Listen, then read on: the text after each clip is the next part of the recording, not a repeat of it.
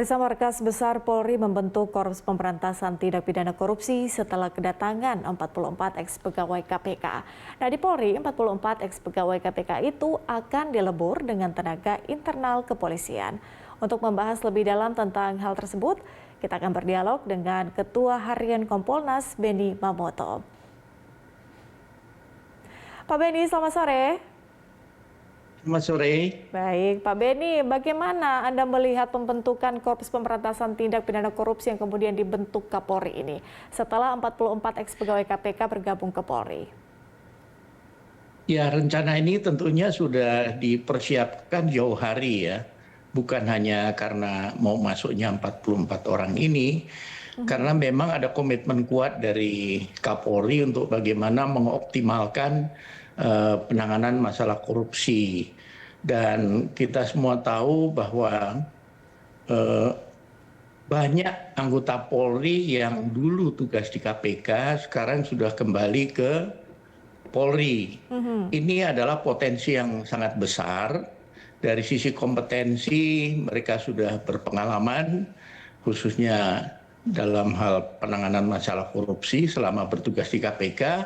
Juga tentunya modus-modus yang terjadi itu juga mereka selalu mengupdate. Nah, masalahnya memang ini kembali ke pengalaman saya dulu juga suka nangani kasus korupsi. Kenapa ini sampai dibesarkan? Oke.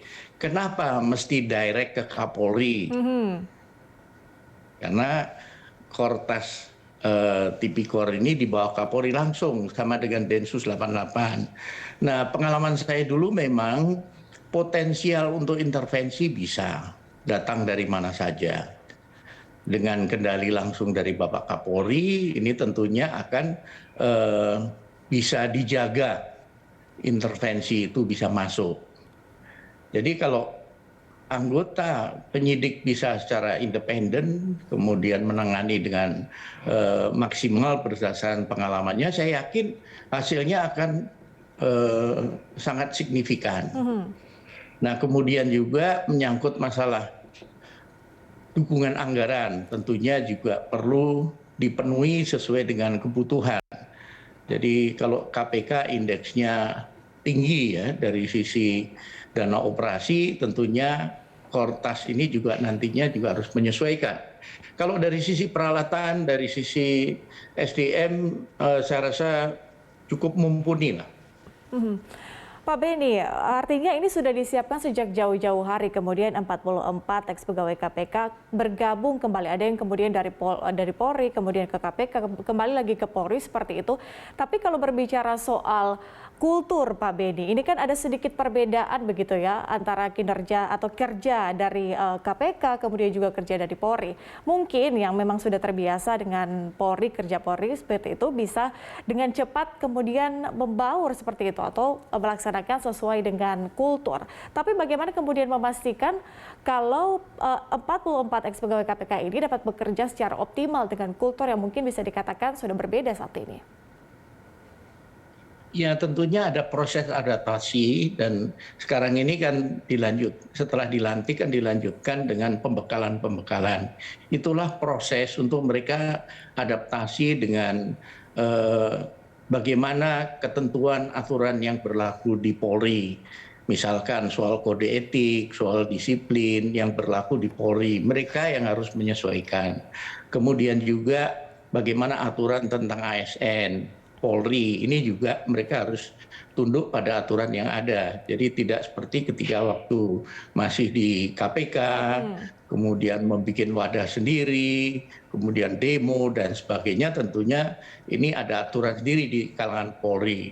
Nah, ini perlu waktu dan perlu evaluasi nanti bagaimana kemampuan mereka beradaptasi dengan apa yang sudah berlaku di lingkungan Polri. Pak Benny, kita kan juga punya KPK begitu ya, tapi bagaimana kemudian memastikan bahwa Kortas Tipikor Polri ini keberadaannya tidak akan tumpang tindih dengan lembaga lain seperti KPK misalnya? Nah, menurut saya tidak ya, karena ada fungsi koordinasi, kemudian kerjasama, ada MOU, bahkan dengan Kejaksaan Agung juga. Jadi tiga institusi ini kan diberikan kewenangan oleh undang-undang untuk menangani masalah korupsi. Nah, justru ketika tiga institusi ini bergandengan tangan menghadapi korupsi secara total, baik untuk pencegahannya, baik untuk penindakannya, baik untuk bagaimana aset recovery untuk mengembalikan kerugian negara. Saya yakin hasilnya akan signifikan. Oke, Pak Beni, tapi kalau berbicara soal kemudian 44 ex pegawai KPK ini bergabung ke Polri, sebenarnya berbicara soal urgensi, apa sebetulnya yang menjadi dasar atau urgensi kemudian 44 ex pegawai KPK ini langsung dimasukkan atau bergabung ke dalam Kortas ini, Pak? Karena memang sudah jauh-jauh hari seperti Anda sebutkan, itu sudah direncanakan sebelumnya. Iya, jadi kalau menyangkut masalah keputusan rekrutmen ini kan sepenuhnya ada di tangan Kapolri. Jadi bagaimana koordinasi dengan BKN, dengan Menpan RB, sehingga proses rekrutmen ini berjalan sampai dengan mereka diberikan SK. Nah, ini sepenuhnya ada di tangan Kapolri. Oke, Pak, artinya dengan adanya Kortas ini, Bapak setuju tidak sih kalau misalnya kita katakan bahwa penanganan korupsi ke depannya akan jauh lebih baik? Kita semua berharap demikian, dan saya yakin dengan komitmen yang kuat yang ditunjukkan dengan memperkuat satker yang menangani masalah korupsi ini, diharapkan nanti hasilnya akan lebih baik. Oke, kita harapkan juga demikian Pak Beni. Semoga kemudian 44 ex pegawai KPK ini yang kemudian bergabung di dalam Kortas juga bekerja secara optimal dan bisa beradaptasi kembali di lingkungan Polri. Terima kasih Pak Beni sudah bergabung bersama kami di Prime Time. Salam sehat Pak. Terima kasih.